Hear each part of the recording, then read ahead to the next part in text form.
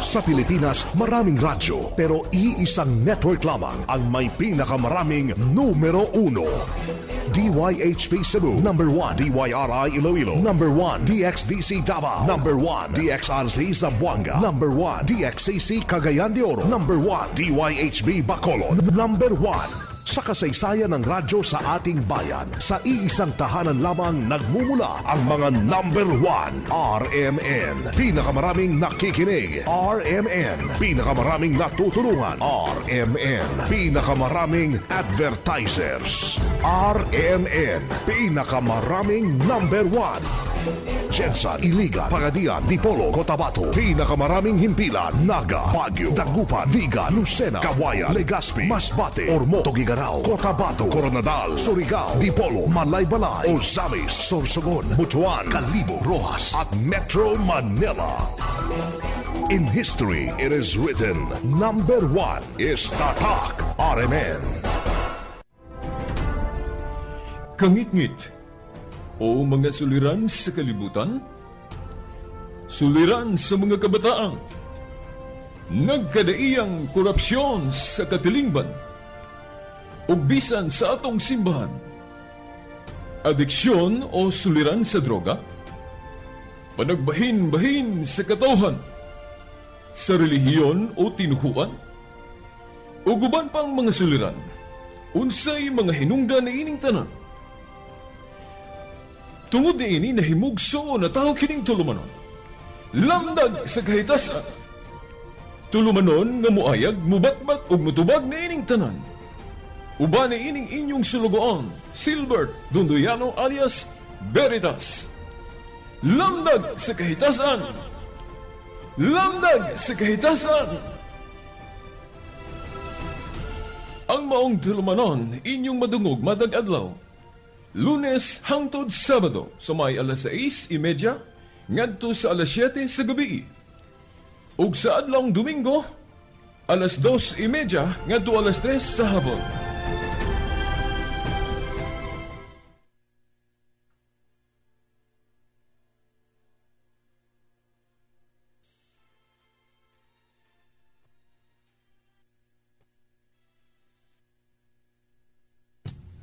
Okay, no? Mga yutag dispensa, no? Mga tinahod nga tigpaminaw, no?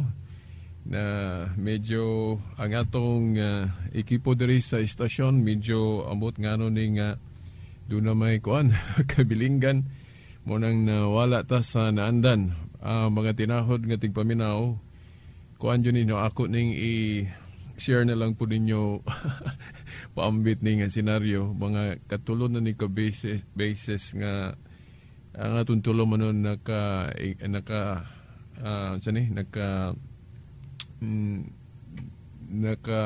witness ta og ingon ani nga senaryo ba, no, nga adunay abnormality ba nga mahitabo sa atong equipment, katong mga ikatulo na ni ka basis sa atong tulo manon lamdag sa kahitasan, no. Niya dirira po ni sa atua o nga tulumanon og dako sa atong huna-huna nga kining kangit-ngit, no, opposite sa lamdag, mao tingali mayon lang tagtingali kay tao ramanda, no. Pero dili ta ka likay, no, sa kinibang pamati pud nga tao nga doon nagyoy buot pud mo sani maninguha bang dili dayag kining atong krusada sa lamdag, no, lamdag sa kahitasan. Of course, no, sa atong pagtuo no mga tinahod nga tigpaminaw, ang mupakgang aning kahayag o lamdag sa kahitasan nga dili nato mabatunan ning lamdag. Siyempre, ang kangit-ngit po, no, ang amahan si kangit-ngit, mangita magyud ni siya og paagi ba sa niya pagbabag kining krusada sa kamatuoran. Og labi na kay karon, no, na malandong yung ko kaayos balay kay mura og final na to stage ni siya kining topic mahitungod sa igpapakulay. Mo na nga nagapamalandong kay ko ani nga timaha kay atong tinguhaon nga matibawas nato ni ron. Although nakuhaan nagpipila ka minutos, pero paninguhaon nato nga masulod tanan sa atong segment karon sa tulumanon. Okay, now dili ta magpadala aning gahoms kangit-ngit nga musulod diri sa atong ekipo nga mahimong abnormal ang dagan sa atong kanang unsa ni atong sibya diri sa tulumanon sa Lamdag. Mga katulunan ni ka basis nga kami gyud sa technician si Dani diri malibog may ngano ni diri ra pod sa atong tulumanon og muna nga nisamot ang akong pagtuo pagbati nga gigiyahan yuning atong tulumanon kay hasiun man gyud og kini bang kining kangit-ngit o klaro gyud kaiba. Okay, so atong sugdan. Mga igsoon, ang kining igpapahulay ato ning bantayan kay mao gani usa sa kinibang bandila sa atong mga igsoong Seventh-day Adventist ngano nga nakakuha silag mga sakop sa tinuoang Katoliko. Kay kinigong igpapahulay sa kuan pa ni siya sa babae pa ni siya. Matahom ning pagkababae o kining pagtulunan mahitungod sa igpapahulay, especially kung ato ning ipatunong og 7th day of the week o Saturday. Kay dili man yun na malalis historically ang Jewish Sabbath tunong yun na og Sabado. Dili gyud ta mulalis ana. Kay ang ilang gipatunong anang ikapito mao man yun ng 7th day of the week. Ug mao nay hawid-hawiran sa mga Seventh-day Adventist ngano nga makakabig silang mga tao kay naagos Biblia. Pero ang wala nato masayre kini bang wisdom kaalam nganong gibalhin og Domingo. Kay para nila usa ka violation ang pagbalhin ani ngadto sa Domingo. Parehas ra pod ba sa atong Ginoo ba nga ang iyang pag-observe sa igpapahulay medyo mas strange sila sa paagi sa pag-observe o pagbantay sa mga Hudeo sa igpapahulay. Kaya ang ilang pagsabot sa igpapahulay, mura man og kanabang maghangad sila. Nga mura ba og balaod ba nga nagpigot nila, nga halabantay mo kay maksipyat mo ani ron, magkatrabaho bisag gamay, makahaling mo kalayo, ana, kasa mo. O ana ba? Mura ba og ang igpapahulay, gihimo nga ang tao maghangad. Nga ang atong Ginoo, matud pa niya, kining igpapahulay, gihimo, para ni sa inyong kaayuhan. Dili ni ka murag master ninyo ba nga muramog maghangad, ani. Kining igpapahulay, gituyo para sa inyong kaayuhan. Unya, giingon pagyod niya nga, ang anak sa tao, but pasabot siya mismo si Kristo, adunay gahom, o maoy magbuot unsay buhaton aning adlaw ng igpapahulay. Unya, ang iya pong simbahan, iya manggitagaan og gahom sa pagdili og pagtugot. Nasa Mateo 18:18, ang inyong idili drisyota, idili na ko sa langit. Ang inyong itugot. Di ba gahom ni Kristo? Unya iyang gihatag sa iyang simbahan. So kung unsay buhaton sa iyang simbahan, mahitungod ani igpapahulay, itugot ni siya sa langit. Kay mo may iyang instruction diya sa Mateo 18:18, ang inyong idili drisyota, idili na ko sa langit. Ang inyong itugot. Nya kay nahitabo man yun ang pagbalhin ana. Nya maingon sila dili pwede. Nganong dili man pwede nga ang simbahan na amay gahom sa paghimo ana. Mga tinahod nga digpaminaw. Okay. So mao na nga ato ning isgutan pag-ayo ron. I hope nga makarga gyud aning atong panahon karon. Now, unahon nato ning tudling sa Biblia nga it seems matahom. Ingon ta lang maanyag nga atong itandi sa maanyag nga babae ni kay kaakit-akit man gyud ning igpapahulay nga matunong og Sabado, no? Okay, kining teksto ba sa Lucas 23, ako naman ning gihisgutan ang pipila ka punto ani, pero akong itagad pag-ayon ni kay mao ni usa sa daw lig-on nga gamiton sa mga Seventh-day Adventist kung ano nga Sabado gihapon. Kay diri god, no, atong basahon sa Lucas 23, studling 54 ngadto sa 56, giingon, adlaw kadto sa pangandam, og hapit na magsugod ang adlaw ng igpapahulay. Ang mga babae nga nagsunod kang Hesus gikan sa Galilea, mikuyog kang Jose og nakita nila ang lubnganan o giunsa pag pahimutang dito ang lawas ni Jesus. Unya na mauli sila og ilang giandam ang mga pahumot og ang mga igdidihog sa iyang lawas. Nianang adlawng igpapahulay na mahulay sila sumala sa gisugo sa balaod. Kining igpapahulay din dili man gyud ta mulali sa bado man gyud Unya kinsa man ni sila? Si Santa Maria og uban nga kauban nga nagpasabot mga Kristiyanos ni sila.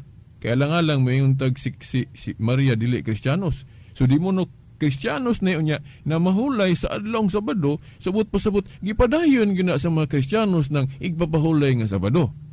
Di ba? Di ba lig-on kay na nga argumento? Kaya lang may yung kag dili Kristiyanos ni si Santa Maria. Nga karon unsa may tubag Katoliko ana? Okay, ang tubag Katoliko ana, timan ibya og unsang balaod ring nga gisunod nila, no? Kay mayon gitag balaod, duha man na ka set. Kung maingon kag daan og bag-o, balaod ni Moises og balaod ni Kristo, dili ba na parehas? Dili na dako nagkalainan. Gani sa buhat 13:39 giingon diha nga kitang mga Kristohanon dili matarungon sa balaod ni Moises. Karon, ngano man nga sila ni Santa Maria, Kristiyanos man kani na mahulay man sa adlawng Sabado, sumala sa gisugo sa balaod. Ang tubag Katoliko simple ra. Niining panahon na wala pa kaayo matudlo. Ang kinatibuk ang pagtulon ang Kristiyano. Kay bago nagsugod ang simbahan ni Kristo. Timan na biha kining Lucas 23, ang mga apostol dili pa suhito. Labaw na ni silang Santa Maria. Unsay pagtulon ang yung Kristiyano ang gitulo ni Kristo. Gani nagdebate pa sila sa Council of Jerusalem. Agi anang unsa may ipadayon ug unsay dili. Timan ininyo. Sa Council of Jerusalem unsa may ilang gidebatehan dito, di ba? Kanang mahitungod sa unsa man kining pagpasakop sa tinuhuan ni Kristo, apil ba ang hintil? Okay, katong daan mo ingon man nga adili pwede ng hintil, kita ra gyung mga Hudiyo. Dayon katong revelation nga gipakita sa Ginoo ni Pedro nga katong giisip nilang mahugaw sa daan dili na pag-isipon. Usaan na kanang hintil nga isipon nilang mahugaw mao nang walay apil, dili na kuno isipong mahugaw but pasabot dawaton ng mga hintil. Usa na sa ilang nahukman dito sa Council of Jerusalem, dili na usbo na ni nato kay dili gusto ang Ginoong Hesukristo ani nga ipadayon gihapon ning atong gidid-an nato nga ang mga hintil makaapil sa grupo sa gingharian sa Dios. Nya unsa patong giisip nilang mahugaw, baboy, isdang walay himbis, sa Council of Jerusalem wala na nila hisguti. Gawas atong dugo kay ila pag yung giapil na gidili gihapon nila kay mao lagi ilang nabatasan. But pasabot dili pag yun sila bright. Sa bag-o pag yun ang nagsugod ang simbahan. So, kini, ang gituman diri nga balaod, sumala sa atong gibasa, siyempre, ang balaod ni panahon sa balaod ni Moises. Unya, dili po ta kaingon nga, sayop din na Santa Maria. Well, sa moral philosophy, dili po siya guilty. Anong dili guilty? Kiwa man siya kay balo. Ang iya, gisunod na niya, og unsa iyang nabatasan. Gawas o giingnan siya, Santa Maria, dili naman na Christian teaching ng mamahulag adlong Sabado. Unya, dumili gihapon siya, musupak gihapon siya kana, magilty na siya. Pero, kini nasunod ning balaora, tungod sa naandan na batasan. Pero dili sila guilty kay nisunod naman sila base sa ilang nabatasan. Wala may sugo nga nag-ingon nila nga, ayaw na mo ana kay kuana na, pwede na. Dili na pagtulon ang Kristiyano. Subot pasabot, inihigayon na, masabot na to. Masabot na to tungod kay bag-o pa ang simbahan, unya wala pa matudlo og ayo ang pagtulunan ni Kristo og unsay ipadayon og unsay dili, mao nang dili ikatingala, mamilit-pilit pagud ilang batasan sa karaan nilang nabatasan sa Hudiyo pa sila o katong Hudiyo nilang tinuhuan. Mao na mga tinahod nga tigpaminaw. So, pero kung moingon yun tag pagtulunan sa bag-ong kasabutan, giapil pa bagod ng pagbantay og Sabado. Gani atong basahon ning Kolosas. Kini kay klaro gyuning pagtulon ang Kristiyano gyud nga gitudlo ni Pablo diri sa Kolosas, no? Atong basahon, no, mga tinahod nga tigpaminaw. Kolosas Kapitulo 2, tudling 16, no? Kolosas 2:16. Ningon si San Pablo, busa ayaw ninyo itugot nga may magsaway kaninyo mahitungod sa pagkaon o ilimnon o mahitungod sa mga adlaw nga balaan o sa kasaulugan sa bag-ong bulan ubahin sa adlaw nga igpapahulay. Nga naman, kining tanan mga anino lamang sa mga butang nga umaabot apan ang katumanan mao si Kristo. Natanawa. Sige ingon ni Pablo, dili na kuno tamutugot nga doon na pa'y magsaway na to, mahitungod sa unsay kanon na to. Niini biyang higayon na, init biya pang pagtulunan anis mga Hudeyo nga gipawal ng baboy, istang wala himbes, ug unsa patong gipagdili nila, dayon unsa pato ilang nabatasan, nga naa sila mga piyesta, unsa pato kining igpapahulay. Dili na kuno tamutugot nga hukman pata. Ngano kay, dili man ta matarungon aning balaura. Kay lahi man tong balaod ni Moises o balaod ni Kristo. Dili parehas. No? Nganong dili parehas? Pagkada kong dili parehas, anak. Kay, sa una, kinahanglan man tong tuli. Pag, sa balaod ni Kristo, di naman kinahanglan ang tuli. Bunyag naman. Giilisadan man to. Di ba? Nakaroon, giapil ning adlong igpapahulay diri nga landong. Dili na kuno ta mutugot nga hukman pataan eh. Sa ato pa, sa mga Kristiyanos, dili na to obligado mo sunod aning igpapahulay sa mga Hudiyo nga natunong og ikapito ka adlaw semana. Pero sa bag-o pa ang simbahan ni Kristo, dili ikatingala nga ila pag yun ng matahod kay mo may naandan, pero lahi gyud kaayo ang ilag yung kanabang pagbati. Iniining adlaw ikumpara gyud sa Domingo kung atong itandi. Ngano man, muhatag ko og example ninyo unsay kalainan anang kanang igpapahulay nga Sabado sa mga Hudiyo o kanang Domingo sa mga Kristiyano. Tagaan mo na akong example Adto ta sa kining katong si Pablo nga nakigdebate sa matag Sabado dito sa sinagoga. Makaingon ta nga dili gyud ni simbang Kristiyano kay debate man. Nabagoy simbang nga magdebate da sulod sa sinagoga o simbahan. Niya basahon na to. Buhat 17:1 og 2. Okay. Unya miagi si Pablo og si Silas sa Amphipolis og sa Apolonia og miabot sa Tesalonica. Didto may usa ka sinagoga sa mga Hudyo, timani ha? Sinagoga sa mga Hudyo. Dili giingon dire nga simbahan sa mga Kristiyano. Dili, no? Simbahan ni sa daang tinuhuang Hudyo. So dili galit ni himuon natong basihan. Nya gamiton man nila ning basihan kay naalagi igpapahulay sa Sabado. Pero dili ni maghamit kay kini nga tigom diri, Jewish ni nga tigom, dili ni Christian nga tigom nga moapil silang Pablo para nga makatudlo sila dito, para makakabig sila mga tao dito nga sa pagka-Kristiyanos. Dili aron pag panudlo nga ipadayon gihapon nato ning Sabado. Wala sila magtudlo ana niya basahon nato. Unya miagi si Pablo og si Silas sa Amphipolis og sa Apolonia og miabot sila sa Tesalonica. Didto may usa ka sinagoga sa mga Hudyo og miadto si Pablo sumala sa iyang nabatasan. Nabatasan kay mo man ilang naandan. Sulod sa tulo ka adlaw igpapahulay sa tupar Sabado kay wa man gyud laing igpapahulay itumbok diri litra por litra Sabado man gyud. Sulod sa tulo ka adlaw igpapahulay ni simba ba? Dili, ingon diri nakiglantugi siya didto sa mga tao pinasikad sa kasulatan. Mura bag kanang buhaton na mo diri matag Sabado ba diri sa plaza. Ang kaming mga CFD magigdebate mig kanang mga dili Katoliko apil na ng Seventh-day Adventist. Oo. Unya, kami kay nakigdebate mi adlong Sabado, Sabadista po dae mi. O mao po ning nahitabo diri. Kay mo man ni usas gamito nila nga tudling nga mga Kristiyano Sabadista gyapon kay si Pablo at igpapahulay sulod sa tulo ka adlaw igpapahulay nakiglantugi siya dito sa mga tao pinasikat sa kasulatan. Dahi binami yung kag nakiglantugi og misimba. So kung alang sa Kristyanismo mao paghapon ning adlaw nga balaanon nganong nakiglantugi man si Pablo aning adlaw. Di moingon unta siya nga uy, kuan naman, padayon man ning Sabado, nya simba man ni nato, so di sa ta magdebate ron, ato ugma na. Pagka Domingo, or kuan ba, Lunes ba, ayaw lang ning Sabado kay, adlaw man is pagsimba na to. Wa man niingon si Pablo, ana. Oh, gani, parehas yun anang mahitabo matag Sabado sa plaza, diri sa atong kuan, no, sa kaning sa diagyon sa monumento ni Rizal sa atong plaza Magsaysay diri sa Dipolog.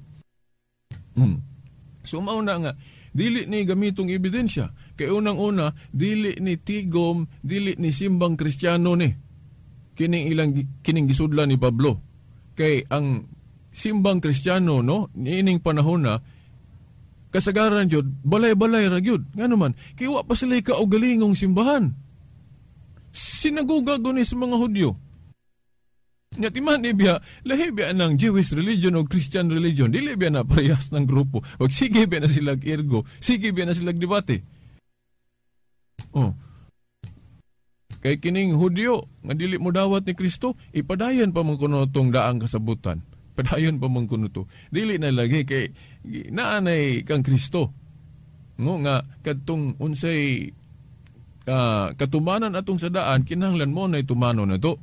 Pras atong ilang halad-halad nga dugoon, ang katumanan ato panahon ni Kristo, iya mang kamatayon sa krus. So mo nang giwala na tong halad-halad nilang dugoon. Dapat ka na pong tuli o circumcision. Giwala na po na ni Kristo. Iyan ang giilistan og kuan, kanang bunyag, no, bautismo. Dayon na pagali iyang gitudlo nga wala pasdaan.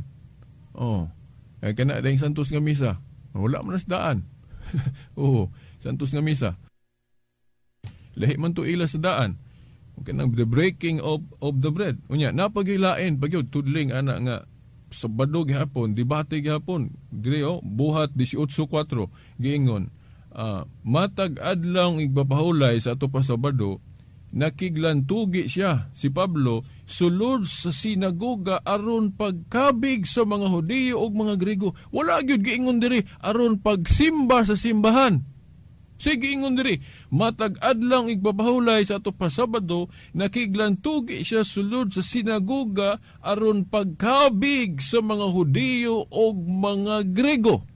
Na kung halandumong adlaw pa ni alang sa Kristyanismo, dili unta debate diri ang gibuhat ni Pablo. Giingon unta diri, matag adlaw igpapahulay nga Sabado, nagsimba siya sulod sa sinagoga o simbahan. Kay mao man ni ang espesyal nga adlaw nila. No, wala giingon diri. Ang giingon diri buhat 18:4, matag adlaw igpapahulay nakiglan tugi siya sulod sa sinagoga aron pagkabig sa mga Hudyo o mga Grego. Dahil karon adto tas Domingo. Kung debate ba ang mahitabo kung magtigom sila Domingo, adto ta sa kuan, buhat 20 versikulo 7 kung nabay debate diri. O di ba ni Lunlon simba ra gyud. Buhat 20 versikulo 7 atong basahon. Sa unang adlaw sa semana, pero sa sa atong kwintada ron, Sabados gabi na ni. Pero god sa una god ang ilang pag-change og adlaw, kanamang sunset to sunset. Mo na nga unang adlaw semana, Domingo na ni. Domingo. Gingon diri, sa unang adlaw sa semana o Domingo, nagtigom kami aron magdebate, dili. Gingon no? Sa unang adlaw semana, nagtigom kami aron pag-ambit sa balaang panihapon. Sa manang balaang panihapon, komunyon. Sa manang komunyon, buhat sa pagsimba. Kay mo man na instruction ni Kristo, buhatan ninyo kini alang sa akong handumanan. Kabalo manggali mga Adventista ni. Kinaaman po sila'y komunyon. Pero dili lang para sa ato sa Katoliko. So, mo ni, simba ni adlong Domingo. Kay kung ato paning dadon sa karaang balaod, ana, kasala ni sila gali ani. Nga naman, kay Domingo gani, trabaho man na. Unom ka adlaw, trabaho, ikapito pahulay. Nya, kung ipadayon pag yung tong Sabado, dili sila magbala ang panihapon ani. Tuas las basakan. Magtrabaho, kay mo may instruction. Unom ka adlaw, trabaho, ikapito pahulay. Nya, unsa man tong adlaw nila unang trabaho, kana mang Domingo. Yang anong wa man, nag-communion man noon sila, Domingo man eh. So, mao na ni ang gihinay-hinay gyud natong kanaabang basihanan ba, no? Ngano makaingon tag Domingo na although wala nila tawag og igpapahulay ning Domingo sa ilang panahon, kay ang naanda na nilang tawgong igpapahulay kana amang karaan kanang Sabado. Gani kung mo adto ta sa pinadayag 1:10 kanang Domingo adlaws Ginoo man itawag ni Juan ana nga mutakdo pod sa giingon ni Obispo Ignacio nga katong sa iyang sinulat kato akong gibasa kagahapon. Nga ang ilang Christian Sabbath lahi ilang tawag the Lord's Day, dili igpapahulay. Ano man kay aron malahi pod sila ba nga lahi ang mga Kristiyanos. Ang ilang Sabbath tawgo nilang adlaw sa Ginoo. Ngano man kay mao mo guna ang adlaw pong sa pagkabanhaw sa Ginoo. Mo na adlaw sa Ginoo pero ang application Sabbath ra gihapon kay pahulay man. Simba man. Pero Lord's Day ang ilang tawag. So mao na mga igsuon nga atong bantayan unya kay pikin naman 2 minutos na lang. Okay. Kuha na lang ato lang gihapon ng ipadayon ugma no. Kining kuan buhat Salmo 132:8 ako na lang ning idiretso sa King James version. Ayuhan ninyo nigpamalandong kining giingon diri. Psalm 132 verse 8. Arise, O Lord, into thy rest, thou on the ark of thy strength. Now, giingon, no, kung atong hubaron sa Binisaya, bangon o Ginoo ngadto sa imong pahulay, ikaw og ang arka sa imong kalig-on.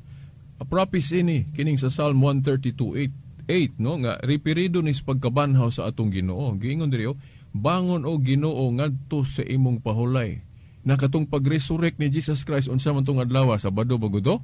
Domingo to. So diri gipasabot ng daan nga ang pahulay sa Ginoong Hesukristo Domingo. Kay Domingo man to siya ni bangon ni resurrect. Now, atangin ninyo ugma ang sumpay ani kay mas strange gud mo.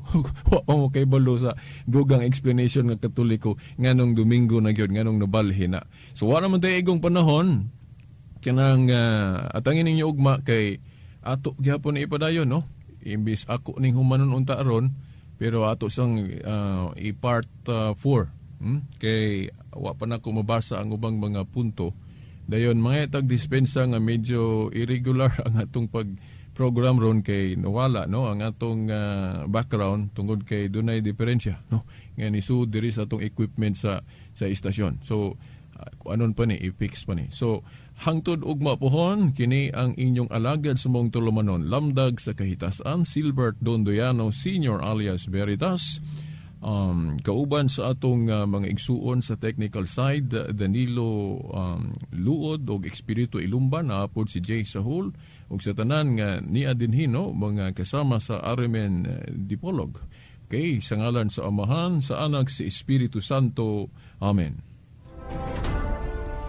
Kangit-ngit o mga suliran sa kalibutan, suliran sa mga kabataan, nagkadaiyang korupsyon sa katilingban, o bisan sa atong simbahan, adiksyon o suliran sa droga, panagbahin-bahin sa katawhan, sa relihiyon o tinuhuan, o guban pang mga suliran, unsay mga hinungdan ni ining tanan.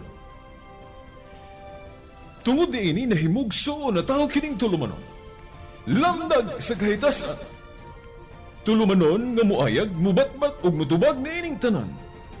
Uba na ining inyong sulugoon, Silbert Dondoyano alias Veritas.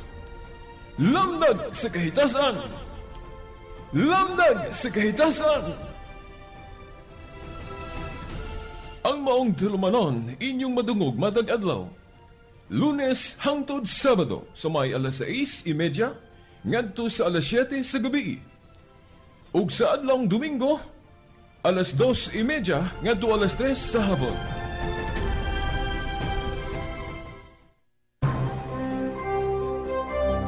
Ito ang DXDR 981 sa Dipolog, numero 1. Tatak RMN.